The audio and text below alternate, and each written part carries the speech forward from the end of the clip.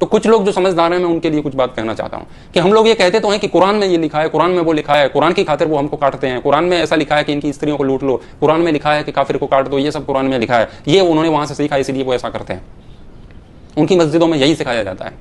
लेकिन तुम कभी अपनी आंखों से अपने आप को भी देखोगे क्या?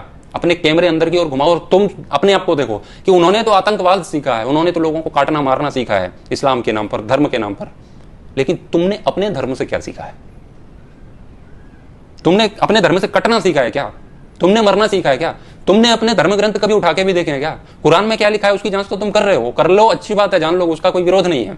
लेकिन तुम्हारे धर्म ग्रंथ तुम्हारी सुरक्षा के लिए, तुम कैसे जीवन जियो उसके लिए कुछ कहते हैं, उसके लिए भी तुमने कभी कुछ पढ़ा लिखा है क्या?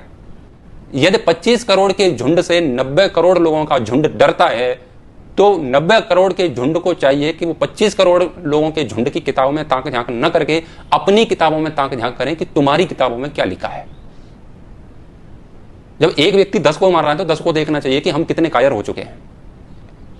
छोटी सी बात हुई नहीं कि मिमियाने लगते हो, कोई भी बात हुई नहीं मिमियाने लगते हो, हाय मर गए, हाय तौबा, ये हो गया, पता नहीं अब कहां जाएंगे, और पलायन करते हैं, भागते फिरते हैं। अभी भी कश्मीर से फिर भाग रहे थे, कहां तक भागोगे?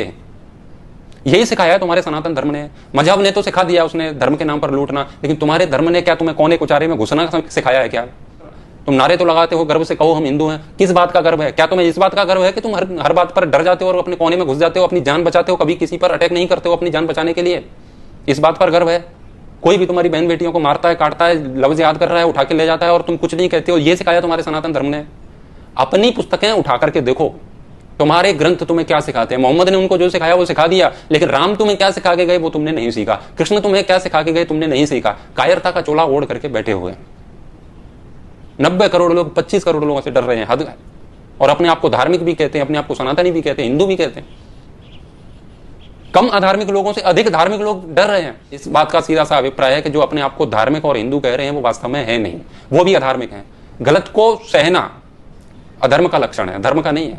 तुम स्वयं अधार्मिक हो, तो लड़ाई तो अधार्मिकों और अधार्मिकों के बीच में चल रही है, धर्म अधर्म की लड़ाई नहीं है। तुम खुद अधार्मिक हो, लाल कपड़े में अपने ग्रंथों को बांध करके अगरबत्ती तो उस पर लगाते रहते हो, आरतियां गाते रहते हो, लेकिन कभी उनको खोल के नहीं देखते हो कि राम तुम्हारे लिए क्या उपदेश देके